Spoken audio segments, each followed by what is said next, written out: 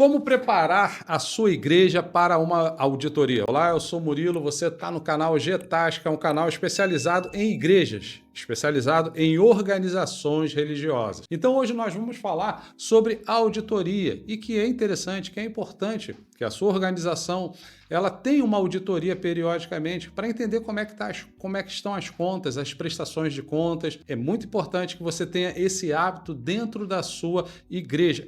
Claro, dependendo do porte, o tamanho da sua igreja, vai influenciar em todo o trabalho, vai influenciar até mesmo se é necessário ou não. Mas, periodicamente, você que faz parte, você que é líder, pastor de uma igreja de médio porte, de grande porte, é importante que você tenha um trabalho de auditoria. E olha que é um contador falando para vocês. Então, a primeira coisa é, o auditor não é seu inimigo. Ao contrário, ele é seu amigo. Por exemplo, nós temos aqui um dos nossos clientes, é uma igreja muito grande, e dentro da diretoria tem um auditor que ele faz parte da diretoria. E para mim é um prazer, uma honra. Primeiro que ele é meu amigo. E segundo, que trimestralmente, quando a gente vai fechar os balancetes, passa pelo crivo dele. Aí você pode olhar assim, o copo meio vazio. Puxa vida, é aquele cara perturbando, é aquele cara que vai ficar querendo achar erro, porque é muito fácil você achar erro dos outros, mas eu quero ver você pegar e fazer as frases que a gente conhece. Ao contrário, é um cara que vai me dar tranquilidade na hora que eu vou estar assinando, na hora que eu vou estar fechando, porque passou pelo crivo dele e a gente bate um papo. E aí a gente vai melhorando, vai fechando ali, vai entendendo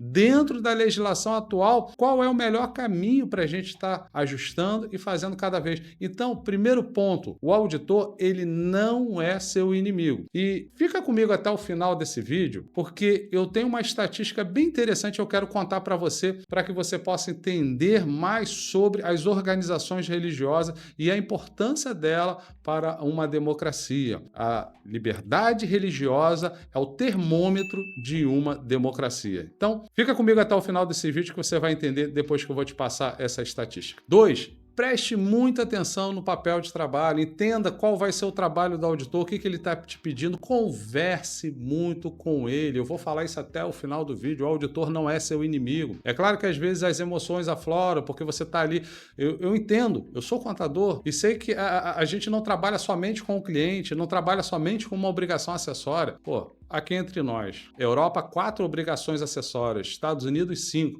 Aqui no Brasil já são 112 obrigações acessórias. A Receita Federal sabe até o que a gente sonha, até o que a gente pensa. Então, eu sei que é complicado, mas no final vai ser muito... Por que vai ser importante você ter uma auditoria? Não tem o ditado dos antigos que falam, é melhor prevenir do que remediar? Então, você está fechando com uma tranquilidade que não vai ter perturbação. Aí daqui a 5 anos vem uma notificação, um recibo de uma obrigação que foi entregue que não deveria ter sido entregue daquele formato. Olha o trabalho que você vai ter que ter. Aí vai desenterrar, vai trazer todo aquilo à tona. Pô, você já passou por uma auditoria, você está ali, ó. A probabilidade de você ter um problema é quase zero. É quase zero. Então, vamos seguindo. Terceiro, separe com zelo tudo que o auditor solicitar, no caso, ou a equipe de auditoria, e, se possível, faça notas ou esclarecimentos sobre algum tema que ache necessário. De repente, alguma coisa dentro da contabilidade, você mesmo, contador que está fechando lá e tem alguma dificuldade de entender ou tem alguma dificuldade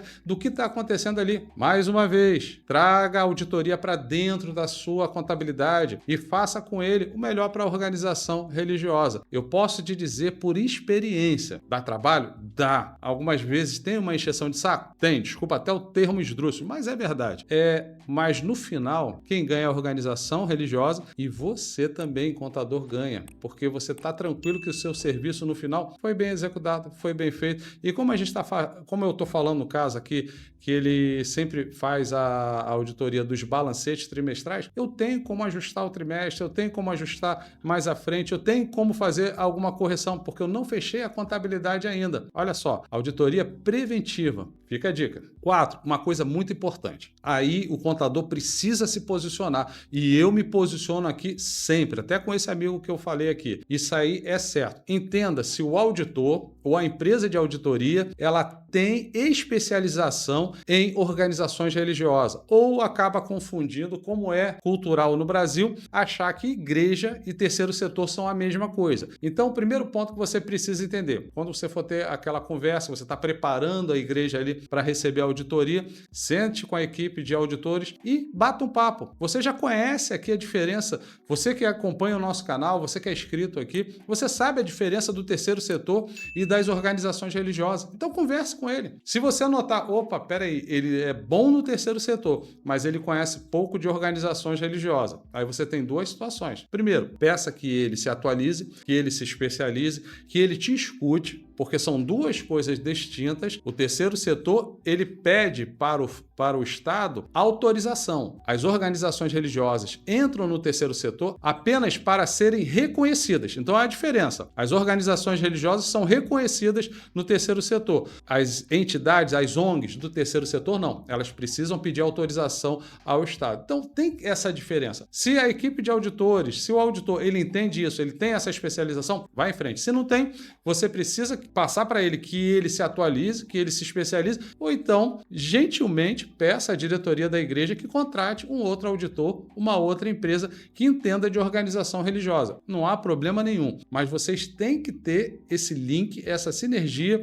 para poder fazer um bom trabalho para a organização religiosa. Quinto, mantenha por escrito e protocolado todas as solicitações de documentos, prazos, prorrogações de prazo, esclarecimento que se façam necessários. Tudo, anote tudo. A nossa mente é falha. Muitas das vezes a gente não lembra nem o que tomou de café da manhã. E aí, certas situações, certas trocas, tem problema. Vamos trocar isso por e-mail? Acabou de acordar ali entre as equipes de contabilidade e auditoria. Ok, vamos ratificar isso por e-mail? Vamos colocar isso lá no e-mail? Vai mandar documento para a equipe de auditoria? Protocola tudo. Hoje tudo é digitalizado. Não vejo necessidade de você... Antigamente, que eu lembro que saía caixas e caixas aqui da Getasca, mas não há necessidade. Hoje tudo é digitalizado. Você vai poder mandar e ter essa troca. Hoje as redes sociais ajudam muito com relação a isso. Então, fique atento a essas dicas. 6. Entre nós aqui, a gente sabe que a auditoria vai ter que apontar alguma coisa na contabilidade. Não fica irritado com isso. Eles têm que justificar o trabalho deles. Então, não fica irritado com isso, não. 7. No final, peça uma cópia do relatório assinado pela auditoria. Você precisa ter isso aí